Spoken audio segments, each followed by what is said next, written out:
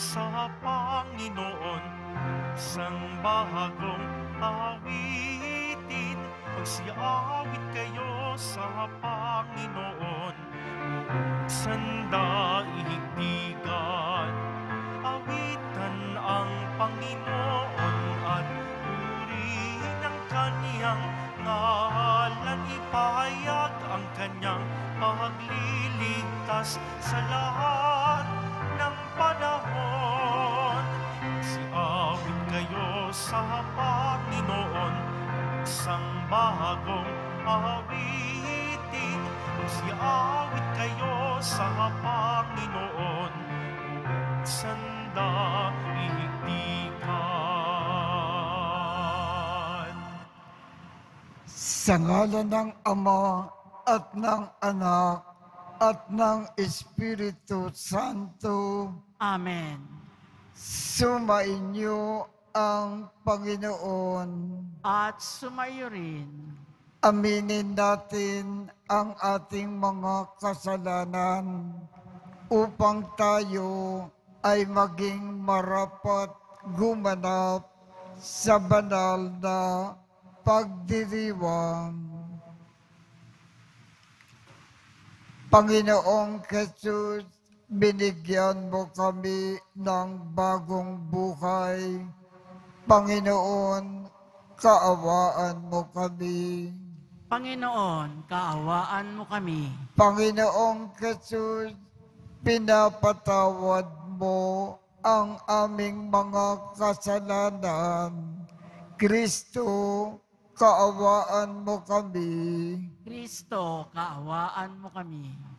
Panginoong Jesus, binabahagi mo sa amin ang iyong katawan at dugo sa Eucharistia. Panginoon, kaawaan mo kami. Panginoon, kaawaan mo kami. Kaawaan tayo ng Diyos Amang makapangyarihan. Patawarin ang ating mga kasalanan at patnubayan tayo sa buhay na walang hanggan. Amen. Manalangin tayo. Ama naming makapangyarihan, lingid sa aming paningin ang mga inihanda mo para sa mga nagmamahal sa iyo. Padaluyin mo sa amin ang agos ng iyong pag-ibig upang sa pagmamahal namin sa iyo ng higit, makamtan namin ang iyong mga pangakong di malirip na hindi pa sumasagi sa isip namin o panaginip.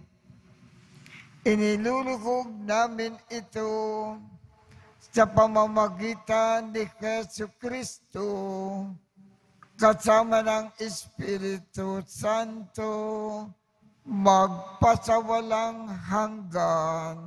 Amen. Magsiupo muna po ang lahat. Pagbasa mula sa aklat ni Propeta Ezekiel. Sinabi sa akin ng Panginoon, Tao, sabihin mo sa pinuno ng tero na ito ang ipinasasabi ko sa kanila. Sa iyong kapalaluan ay sinabi mong isa kang Diyos. Nakaluklok kang parang Diyos sa gitna ng karagatan. Bagamat ang totoo'y, hindi ka Diyos, kundi tao lamang. Pinipilit mong abutin ang isipan ng isang Diyos. Akala mo'y matalino ka pa kay Daniel. Akala mo'y alam mo na ang lahat ng bagay, kahit pa anong lihim. Sa dunong mo't kaalaman, ay nagkamal ka at nagkapabunto ng pilak at ginto. Sa iyo ngang nalalaman sa larangan ng kalakal. Patuloy na lumaki ang iyong kayamanan. Dahil dito, naging palalo ka. Kaya naman ito ang ipinasasabi ng Diyos na Panginoon. Pagkat pinilit mong ipinapantay sa Diyos ang sarili, ipalulusob kita sa pinakamalupit na kaaway sa daigdig. Wawasakin nila ang lahat ng ari-arian mo, na pawang kinamtan sa tusong pamamaraan. Ihulog kanya sa lalim ng walang hanggang. Papatayit ihagis sa pusod ng dagat. Sarap kaya ng mga papatay sa iyo, ay masasabi mo, pang ikaw ay Diyos? Noon pa malalamang ikaw pala ay tao lamang, at may kamatayan. Parang aso kang papatayin na mga dayuhan. Akong Panginoon ang may sabi nito. Ang salita ng Diyos. Salamat sa Diyos. Nasa pasya ng may kapal ang buhay at kamatayan. Nasa pasya ng may kapal ang buhay at kamatayan. Ipinasya ko na sila'y lipunin at pawiin sa alaala ng madla. Ngunit di ko tutulutan ang kanilang kaaway ay maghambog at sabihing, Nasa pasya ng may kapal ang buhay at kamatayan. kami ang lumupig sa kanila at hindi ang Diyos nila. Mahina ang pangunawa ng Israel at sila'y maituturing na bansang mangmang. Nasa pasya ng may kapal ang buhay at kamatayan. Paanong ang 1,000 ay matutugis ng isang tao at mapipigilan ng 2 ang 10,000? Sila'y pinabayaan ng Diyos na poon. Itinakwil na sila ng kanilang dakilang Diyos. Nasa pasya ng may kapal ang buhay at kamatayan. Darating ang araw ng aking paniningil at paghihiganti hanggang sa sila'y humapay at mabuwal. Pagkat ang wakas nila ay malapit na, ililigtas ng poon ang kanyang bayan. Siya'y mahabag sa mga naglilingkod sa kanya. Nasa pasya ng may kapal ang buhay at kamatayan. Magsitayo na po ang lahat.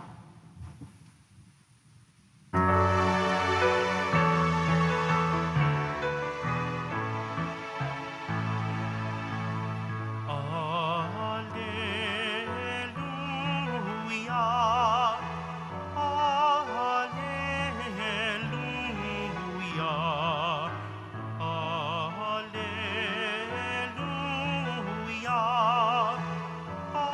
Alleluia, Alleluia. Buhay ang salita ng Diyos, ganap nitong natatalos, tanang ating niloloob. Alleluia, Alleluia, Alleluia.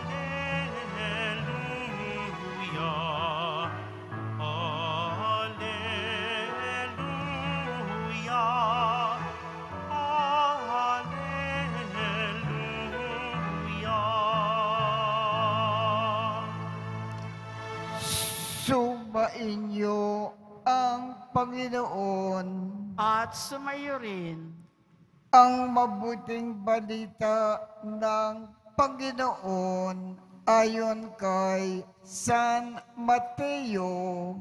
papuri sa iyo, Panginoon. Noong panahong iyon, sinabi ni Jesus sa kanyang mga alagad ang talinghagang ito. Ang paghahari ng Diyos ay katulad nito.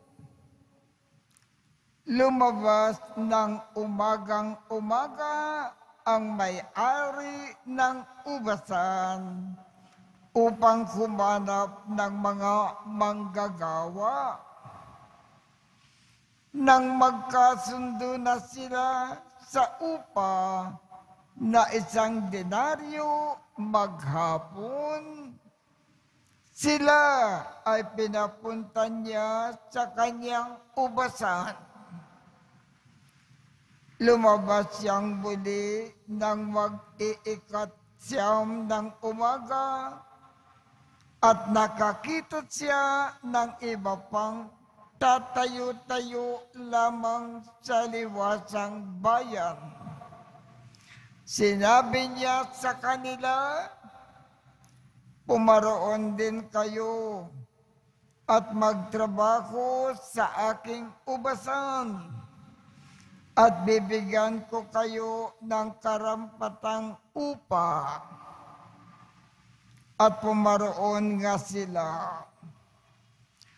Lumabas na naman siya nang mag-12 ng tanghali at nang mag-3 ng hapon.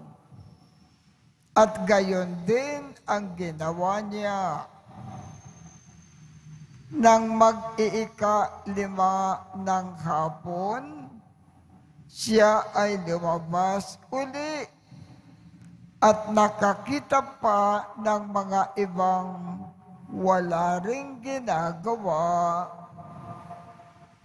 Sinabi niya sa kanila, "Bakit kayo tatayo-tayo lang dito sa buong maghapon?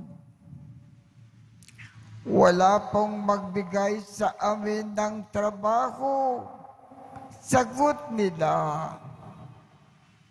At sinabi niya, "Kung gayon, pumaroon kayo at gumawa sa aking ubasan." Pagtatakip silim, sinabi ng may-ari ng ubasan sa kanyang katiwala, "Tawagin mo na ang mga manggagawa at sila ay upahan magmula sa huli hanggang sa unang nagtatrabaho." Ang mga nagsimula ng mag-5 ng hapon ay tumanggap ng tig-1 denaryo. At nang lumapit ang mga nauna, inakala nila tatanggap sila ng higit doon. Ngunit ang bawat isa ay tumanggap din ng 1 denaryo. Pagkatanggap nito, nagreklamo sila sa may-ari ng ubasan. Sabi nila, 1 oras lang pong gumawa ang mga huling dumating. Samantalang maghapon kaming nagpagal at nagtiis ng nakapapasong init ng araw. Bakit naman po ninyo pinapareho ang upa sa amin? At sinabi niya sa isa sa kanila, "Kaibigan, hindi kita dinadaya. Hindi ba nagkasundo tayo sa 1 denaryo? Kunin mo ang ganang iyo at umalis ka na. Maano kung ibig kong upakan ang nahuli ng tulad ng upa ko sa iyo. Wala ba akong karapatan gawin ang aking maibigan sa ari-arian ko? O naiinggit ka lang sa aking kabutihang loob? Kaya't ang nahuhuli ay mauuna at ang nauuna ay mahuhuli. Ang mabuting balita ng Panginoon. Pinupuri ka namin, Panginoong Heso Kristo. Magsiupo muna po ang lahat. Ano po ang nilalaman ng ating ebanghelyo ngayong umaga? Itong may-ari ng napakalaking ubasan. Nakita niya ang napakaraming manggagawa na walang trabaho. At kung walang trabaho, wala silang kikitain. At kung walang kikitain, sila ay magugutom at magkasakit at maaaring tuluyang mamamatay. Kaya, para sila ay mabubuhay, pinagkalooban sila ng trabaho, mag-ani ng mga ubas, pumitas ng mga ubas, at pinagkalooban sila ng sapat na sahod. Itong may-ari ng ubasan ay nagkawang gawa. Tumulong sa mga nangangailangan. Naglingkod ng husto. Ang gustong ipaalaala sa atin ng Panginoon, kung nakikita natin ang ating kapwa na nangangailangan, pagkalooban natin siya ng maayos na trabaho at sapat na sahod. Ito ang isang paraan ng pagkakawang gawa, pagtulong sa kapwa.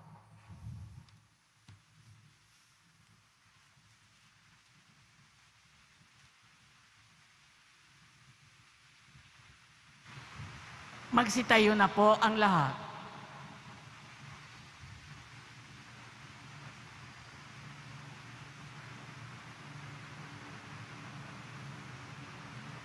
Minamahal kong mga kapatid, sa pamamaraan ng Diyos ay hindi tulad ng sa atin. Dahil ang kanyang katarungan at kagandahang loob ay higit pa sa ating turing at sukat. Lumapit tayo sa kanya habang nananalig na pakikinggan niya tayo at hindi bibiguin. Ang ating tugon, Ama, sumasa amin nawa ang iyong kagandahang loob. Ama, sumasa amin nawa ang iyong kagandahang loob. Ang simbahan, sa pamamagitan ng kanyang mga misyonero at tagapagpahayag, naway maipalaganap ang Ebanghelyo ng Panginoon ng may katapangan at pagtitiyaga. Manalangin tayo. Ama, sumasa amin nawa ang iyong kagandahang loob. Tayo naway makapaglingkod sa Panginoon at sa isa't isa nang walang hinihintay na mereto at gantimpala, at sa halip, gawin lamang ito na may kabutihan mula sa ating mga puso. Manalangin tayo. Ama, sumasa amin nawa ang iyong kagandahang loob. Ang mga walang trabaho, naway dagling makatagpo ng kanilang hanap buhay. Manalangin tayo. Ama, sumasa amin nawa ang iyong kagandahang loob.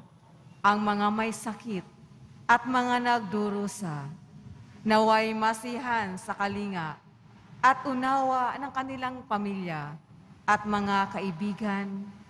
Manalangin tayo. Ama, sumasa amin nawa ang iyong kagandahang loob. Ang mga nagtiyagang mamuhay ng mabuti sa mundong ito at na mayapa, naway makatanggap ng gantimpala sa makalangit na kaharian ng Diyos. Manalangin tayo. Ama, sumasa amin nawa ang iyong kagandahang loob. Panginoon naming Diyos, mapagkumbaba kaming naglilingkod sa iyo sa abot ng aming makakaya, nang walang kinikinging kapalit. Naniniwala kami na nasa piling ka namin at binibiyayaan mo kami ng mabubuting bagay dahil sa iyong anak na si Jesus, aming Panginoon. Amen. Magsiupo muna po ang lahat.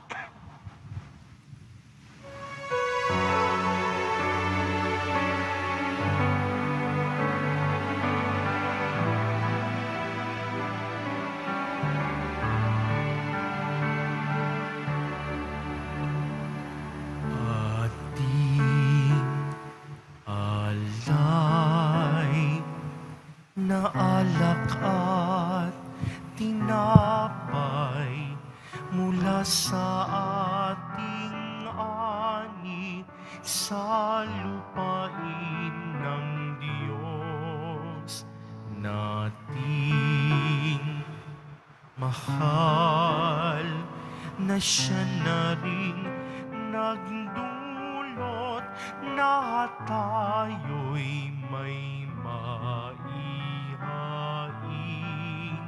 sa hapag.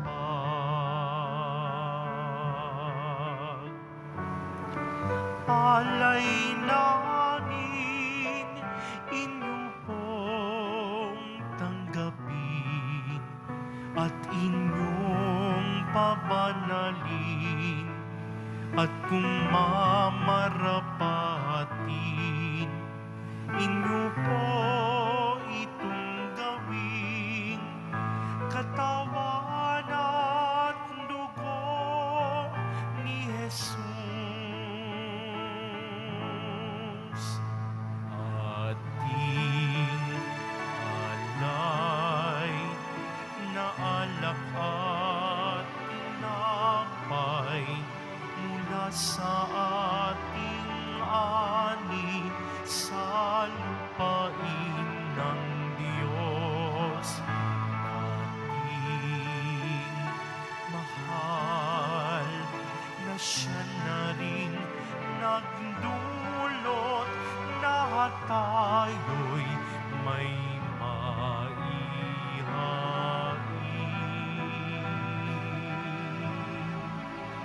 sa hapag. Magsitayo na po ang lahat. Manalangin kayo upang ang pag-aakin natin ay kalugdan ng Diyos Amang makapangyarihan. Tanggapin nawa ng Panginoon itong paghahain sa iyong mga kamay sa kapurihan niya at karangalan sa ating kapakinabangan at sa buong sambayanan niyang banal.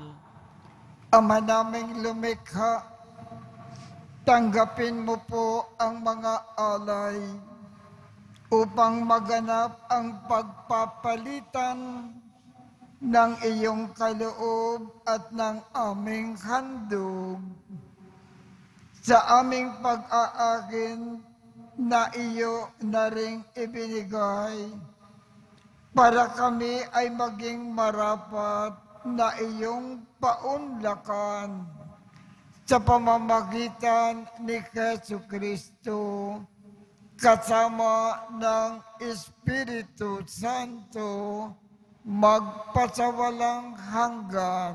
Amen. Sumainyo ang Panginoon. At sumayo rin. Itaat sa Diyos ang inyong puso at diwa. Itinaas na namin sa Panginoon. Pasalamatan natin ang Panginoong ating Diyos. Marapat na siya ay pasalamatan. Ama naming makapangyarihan, tunay ngang marapat na ikaw ay aming pasalamatan sa iyong paglingap at kagandahang loob. Ang tao ay nilikha mo at pinangangasiwa sa sansinukob. Sa kagad mo na siya ay iwastong lubos, siya ay pinagdusa mo sa kanyang pagtalikod. Sa iyong paggiliw, iyong ipinakintulot na makabalik siya sa pamamagitan ni Kristo Jesus. Kaya kaisa ng mga anghel na nagsisiawit ng papuri sa iyo nang walang kumpay sa kalangitan, kami ay nagbubunyi sa iyong kadakilaan. Santo, Santo, Santo, Panginoong Diyos ng mga hukbo, napupuno ang langit at lupa ng kadakilaan mo. Husana sa kaitaasan, pinagpala ang naparirito sa ngalan ng Panginoon. Husana sa kaitaasan, magsiluhod po ang lahat. Ama naming banal, ikaw ang bukal ng tanang kabanalan. Kaya't sa pamamagitan ng iyong Espiritu, gawin mong banal ang mga kaloob na ito upang para sa amin ay maging katawan at dugo ng aming Panginoong Jesucristo. Bago niya pinagtiisang kusang loob na maging handog, hinawakan niya ang tinapay, pinasalamatan kanya, pinaghati-hati niya iyon, iniabot sa kanyang mga alagad at sinabi, tanggapin ninyong lahat ito at kanin. Ito ang aking katawan na ikahandog para sa inyo.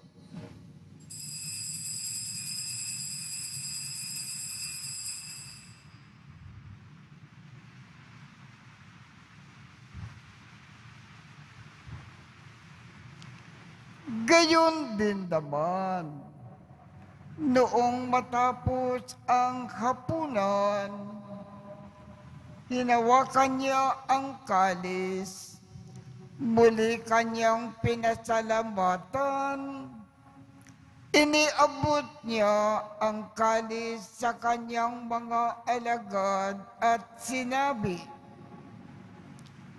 tanggapin ninyong lahat ito at inumin. Ito ang kalis ng aking dugo ng bago at walang hanggang tipan. Ang aking dugo na ibubuhos para sa inyo at para sa lahat sa ikapagpapatawad ng mga kasalanan. Gawin ninyo ito sa pag-alaala sa akin.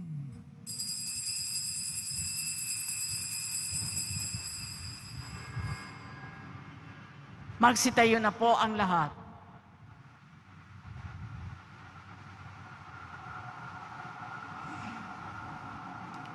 Ipagbunyi natin ang misteryo ng pananampalataya.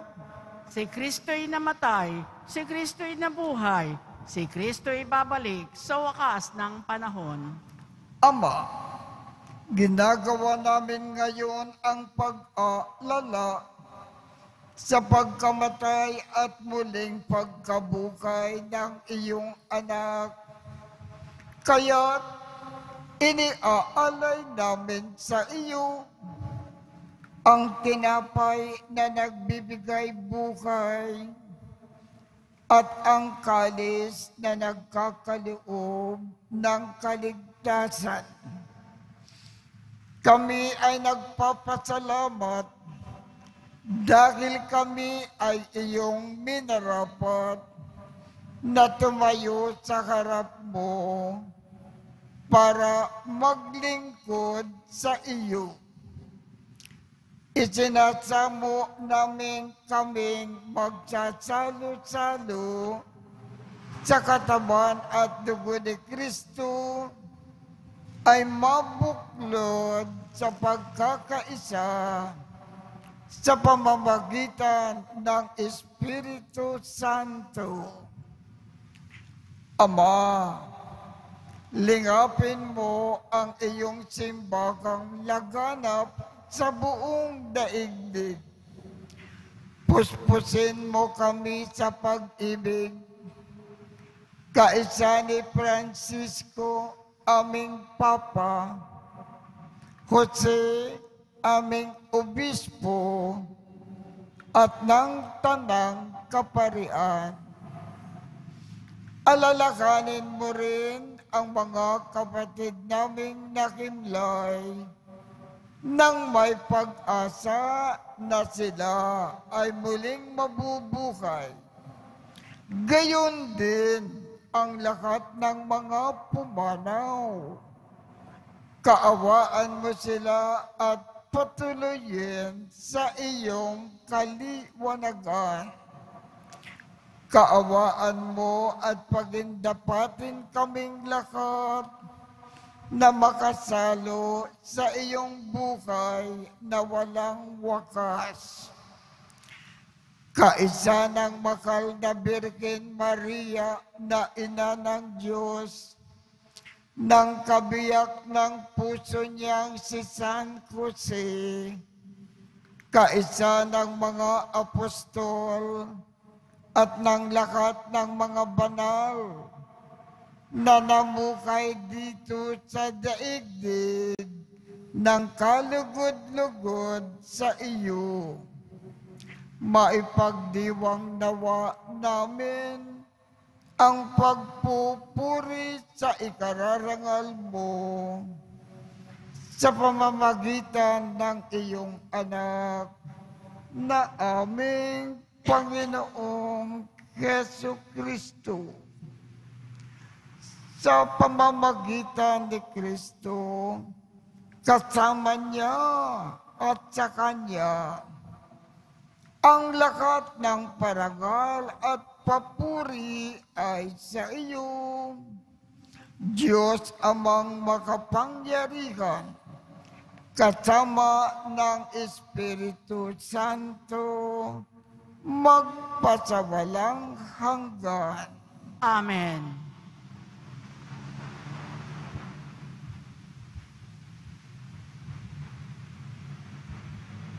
Sa tagubilin ng mga nakagagaling na utos at turo ni Jesus na Panginoon natin at Diyos, ipakayag natin ng lakas loob. Ama namin, sumasalangit ka, sambahin ang ngalan mo, mapasa amin ang kaharian mo, sundin ang loob mo dito sa lupa para nang sa langit. Bigyan mo kami ngayon ng aming kakanin sa araw-araw at patawarin mo kami sa aming mga sala para ng pagpapatawad namin sa mga nagkakasala sa amin. At huwag mo kaming ipakintulot sa tukso at iadya mo kami sa lahat ng masama.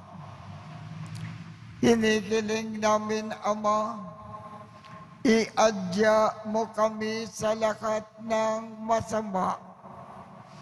Pagkalooban kami ng kapayapaan sa araw-araw. Iligtas sa kasalanan at ilayo sa lahat ng kapahamakan. Samantalang aming pinananabikan ang dakilang araw ng pagpapahayag ng tagapagligtas naming si Jesucristo. Sapagkat iyo ang kaharian at ang kapangyarihan at ang kapurihan magpakailanman. Amen.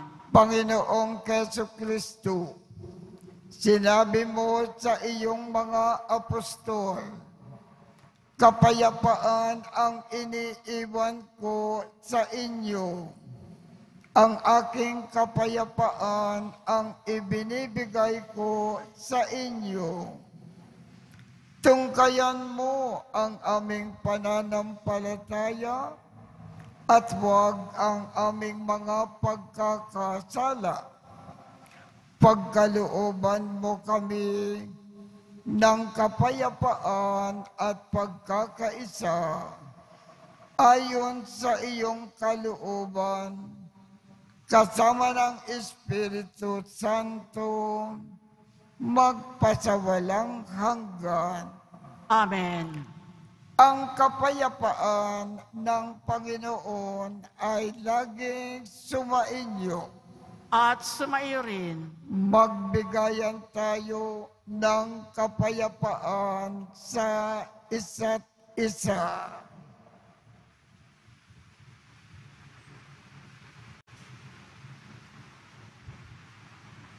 Kordero ng Diyos na nag-aalis ng mga kasalanan ng sanlibutan, maawa ka sa amin. Kordero ng Diyos na nag-aalis ng mga kasalanan ng sanlibutan, maawa ka sa amin. Kordero ng Diyos na nag-aalis ng mga kasalanan ng sanlibutan, ipagkaloob mo sa amin ang kapayapaan. Magsiluhod po ang lahat. Ito ang kordero ng Diyos. Ito ang nag-aalis ng mga kasalanan ng sanlibutan. Mapalad ang mga inaanyayahan sa kanyang piging. Panginoon, hindi ako karapat-dapat na magpatuloy sa iyo, ngunit sa isang salita mo lamang ay gagaling na ako.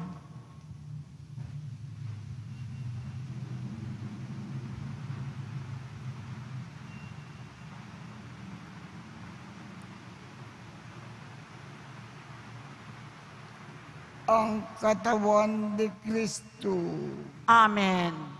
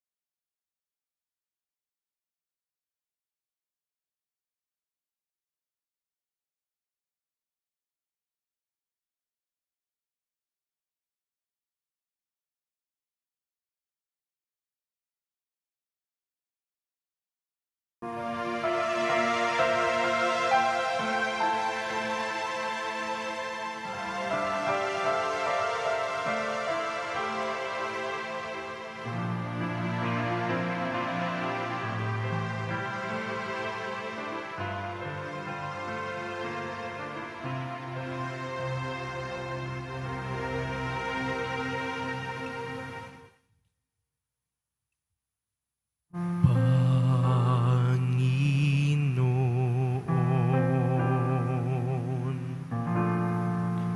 turuan mo akong maging bukas palad. Turuan mo akong maglingkod sa iyo, na magbigay ng ayon sa nararapat,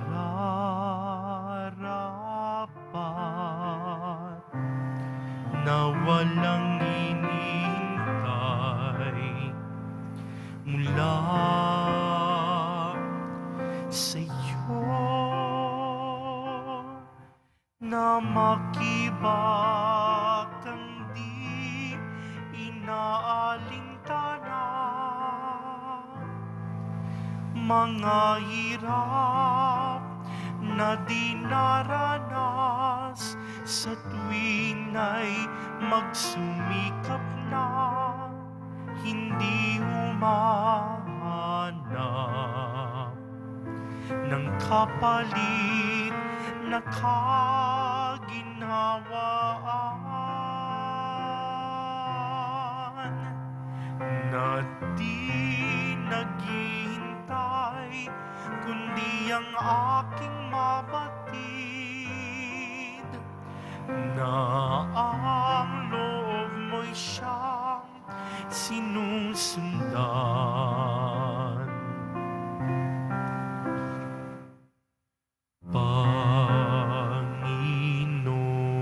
Panginoon, turuan mo akong maging bukas palad. Turuan mo akong maglingkod sa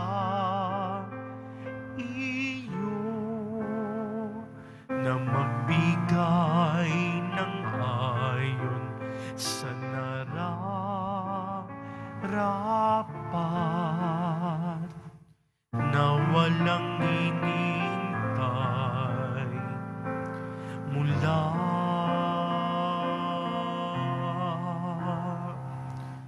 sa iyo. Magsitayo na po ang lahat. Manalangin tayo. Ama naming mapagmahal, sa banal na pakikinabang na si Kristo ay aming pinagsaluhan. Hinihiling namin na kami ay maging katulad niya sa langit, pakundangan sa kanyang pagiging aming kaparis bilang tagapamagitan kasama ng Espiritu Santo magpasawalang hanggan. Amen. Sumainyo ang Panginoon At sumayo rin. at pagpalain kayong lahat ng makapangyarihang Diyos, Ama, Anak, at Espiritu Santo. Amen. Tapos na po ang misa. Humayo tayong mapayapa. Salamat sa Diyos.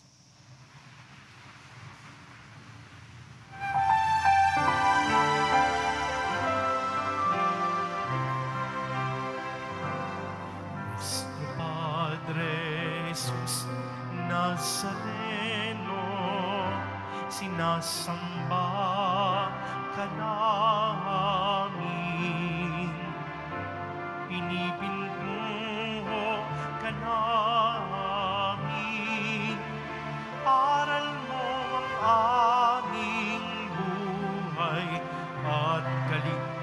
kaligtasan, Nuestro Padre Jesus Nazareno. Iligtas mo kami sa kasalanan. Ang krus mong kinamatayan ay sagisag ng aming kaligtasan. Nuestro Padre Jesus Nazareno, dinarangal ka na amin. Nuestro Padre Jesus Nazareno, niluluwalhati ka namin. Nuestro Padre Jesus Nazareno, dinarangal ka na amin. Nuestro Padre Jesus Nazareno, niluluwalhati ka namin.